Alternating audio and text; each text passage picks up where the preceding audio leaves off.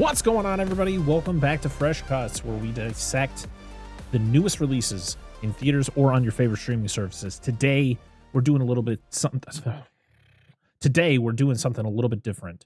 We are talking about a movie that is not yet released. We got a little something from our friends over at SCREAMBOX. They sent us a screener for a movie that is coming to their service February 9th, and that is Here for Blood. And boy, is there a lot to talk about. Now, because this will be out before its official release, I cannot indulge in spoilers because I want everybody to enjoy it. So we're going to be talking non-spoilers. We're going to be talking about kind of the themes of the movie. We're going to be talking about the cast. And we're just going to be talking about kind of my general reactions to this movie and why I decided to talk about it. Because, spoiler alert, for at least my thoughts, this movie rocks. So I am somebody who is not a big wrestling fan, but if you put the right pieces together when it comes to a horror movie or just a movie in general, I'm all in. So Here for Blood is about a kind of down on his luck wrestler who, in order to help his girlfriend out, takes a job as a babysitter for this little girl. And throughout the night, things go awry.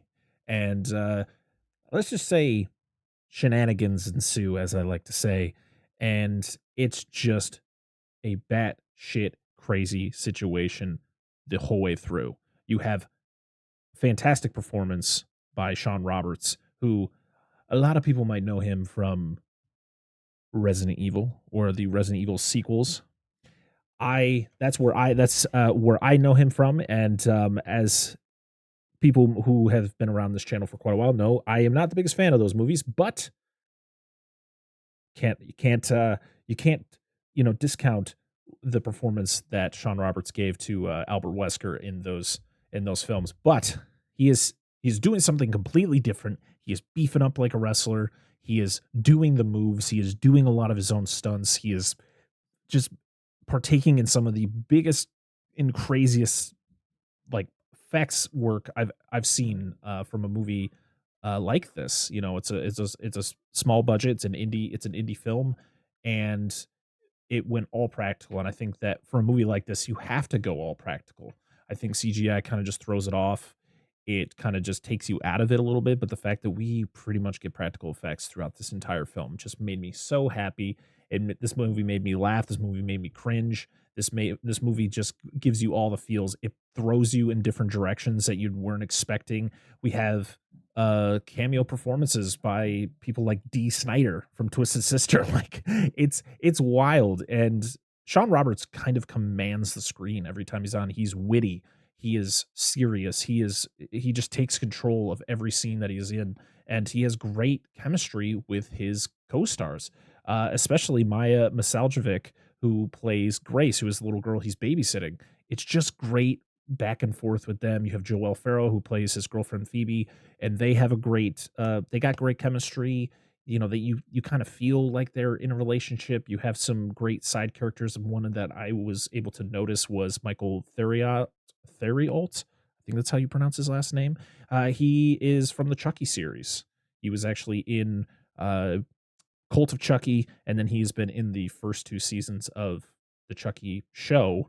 So it's cool to see like people that you recognize, but also getting to see somebody, like, especially Sean Roberts, as I stated. You know, he was Wesker in the Resident Evil movies. I wasn't a huge fan of those movies. I wasn't a big fan of Wesker in those movies, but I know that he put a lot into those performances, so I give him credit for that. And he puts everything into this role too. So, you know, kudos to him, man. He kicks so much ass, and the effects work is fantastic.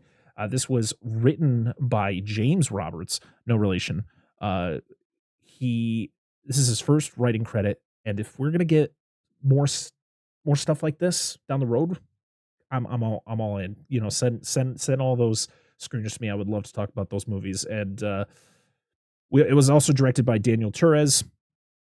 I just wanted to shout him out as well, since he is the director. Other than that, yeah, there's really not like a whole lot that I want to kind of mention in the spoiler section of this, or spoiler free section, I should say, other than seriously, February 9th, it's in theaters and it's on SCREAMBOX. So make sure to go check it out because it's so much fun. this is one of those movies where if you're just having a rough day, you come home from work and you just want something that is just going to kind of put you in a good mood. Here for Blood is that movie. It doesn't take itself too serious, but it also doesn't it's just it's over the top and just ridiculous, and sometimes you just need those type of movies in your life, and I'm always down for movies like Here for Blood, and I will definitely be watching this again once it drops on Screambox.